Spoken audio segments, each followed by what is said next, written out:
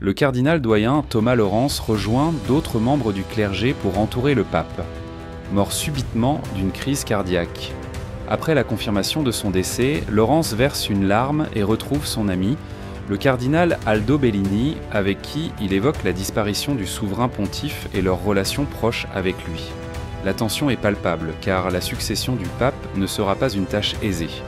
3 semaines plus tard, le collège des cardinaux se réunit dans un lieu privé pour débuter le conclave sous la direction de Laurence. Alors que les cardinaux et les religieuses arrivent en préparation des votes, plusieurs candidats émergent. Outre le libéral Bellini, on retrouve le cardinal Joseph Tremblay, un conservateur traditionnel, le cardinal Joshua Adeimi, un conservateur social, et le cardinal Goffredo Tedesco, dont Laurence et Bellini redoutent l'élection, craignant qu'il ne fasse reculer l'Église avec ses vues archaïques. Ni Laurence ni Bellini ne souhaitent devenir pape, mais ils s'opposent fermement à l'élection de Tedesco, qui incarne une vision rigide et passéiste de l'Église. Avant le début du conclave, Laurence est convoqué par l'archevêque Janusz Wozniak, visiblement troublé. Il lui confie que la dernière personne à avoir rencontré le pape était Tremblay, que le souverain pontife aurait renvoyé pour faute grave. Or, Tremblay est considéré comme un candidat majeur à la papauté. Cette révélation met Laurence en alerte, l'obligeant à enquêter discrètement. Peu après, Laurence rencontre le cardinal Vincent Benitez, archevêque de Kaboul. Certains cardinaux suspectent Benitez d'avoir falsifié ses titres, mais il affirme que le pape l'a nommé en secret l'année précédente, Creation in Pector, pour des raisons encore inconnues. Il a également effectué des missions humanitaires en zone de guerre. Laurence le présente au reste du collège et lui laisse bénir le repas. Ce geste attire l'attention et suscite des murmures parmi les cardinaux. Lors de discussions privées entre cardinaux, Bellini réaffirme son opposition à Tedesco. Peu après, Laurence rencontre Tremblay pour comprendre pourquoi le pape l'aurait renvoyé, mais Tremblay nie toute faute et accuse Wozniak d'avoir trop bu en avançant ses accusations. Laurence reste sceptique, d'autant que Tremblay semble sûr de lui. Le premier jour du conclave, Laurence exhorte le collège à se préparer au doute et à l'incertitude. Lors du premier tour de vote, Adeimi prend la tête, mais Laurence reçoit quelques votes inattendus, de même que Bellini. Ce dernier accepte de soutenir Adeimi pour éviter la victoire de Tedesco, bien qu'il soit en désaccord avec ses positions conservatrices, notamment sur l'homosexualité. La stratégie est claire, contrer Tedesco à tout prix. Laurence demande à Monseigneur Raymond O'Malley de trouver des preuves contre Tremblay, mais rien ne semble compromettre ce dernier. La nuit venue, Laurence surprend une dispute entre deux religieuses. Intrigué, il commence à comprendre que certaines manœuvres sont en cours dans l'ombre. Le deuxième jour, une explosion se fait entendre dans la rue.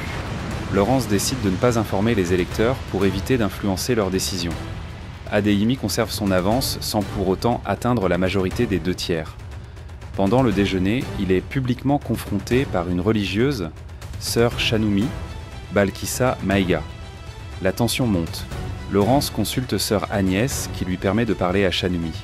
Elle lui révèle qu'elle a eu un enfant avec Adeimi il y a 30 ans alors qu'elle n'avait que 19 ans.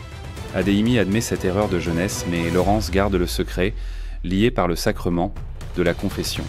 Pourtant, la rumeur se répand et Adeimi perd du soutien. Bellini commence alors à soutenir Tremblay pour continuer à lutter contre Tedesco. C'est un coup dur pour Adeimi, qui voit ses espoirs s'effondrer. O'Malley informe Laurence que le pape a financé un déplacement de Benitez en Suisse pour un traitement médical non précisé. Benitez confie à Laurence qu'il a voté pour lui. Plus tard, sœur Agnès révèle que Tremblay a fait transférer Chanoumi au Vatican, ce qui pousse Laurence à le confronter, soupçonnant une manœuvre destinée à discréditer Adeimi. Tremblay avoue le transfert mais affirme l'avoir fait à la demande du pape, ignorant l'implication de Chanoumi avec Adeimi. Il accuse à son tour Laurence d'ambitionner secrètement la papauté, ce que ce dernier rejette violemment. Poussé par le doute, Laurence s'introduit dans les appartements du défunt pape et y découvre un carnet contenant des preuves accablantes. Tremblay a soudoyé plusieurs cardinaux pour obtenir des votes, ce qui avait motivé la demande de sa démission.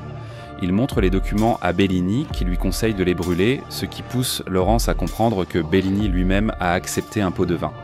Le jeu politique prend une tournure dramatique. Le troisième jour, Laurence et Agnès reproduisent les documents et exposent publiquement la corruption de Tremblay. L'Assemblée s'indigne, bien que sœur Agnès confirme que Tremblay ignorait l'affaire Chanoumi et Adeimi. Plus tard, Bellini demande pardon à Laurence qui accepte de lui accorder son absolution. À présent, le vote se joue entre Tedesco et Laurence. Alors que le scrutin final approche, un attentat suicide secoue le Vatican, provoquant plusieurs victimes à l'extérieur et endommageant légèrement la chapelle Sixtine. Tedesco attribue immédiatement l'attentat à des extrémistes musulmans et appelle l'Église à riposter. Son discours guerrier suscite des réactions outrées. C'est alors que Benítez se lève et prononce un discours puissant, témoignant des horreurs de la guerre qu'il a vécue et plaidant pour la paix. Emportés par son éloquence et sa sagesse, les cardinaux l'élisent comme pape sous le nom d'Innocent XIV. Après l'élection, O'Malley demande à Laurence d'enquêter sur le voyage médical de Benítez. Ce dernier lui avoue en privé qu'il est intersexué. Il est né avec des organes reproducteurs féminins, ce qu'il n'a découvert que tardivement lors d'une opération de l'appendicite. Le défunt pape était au courant et avait gardé ce secret.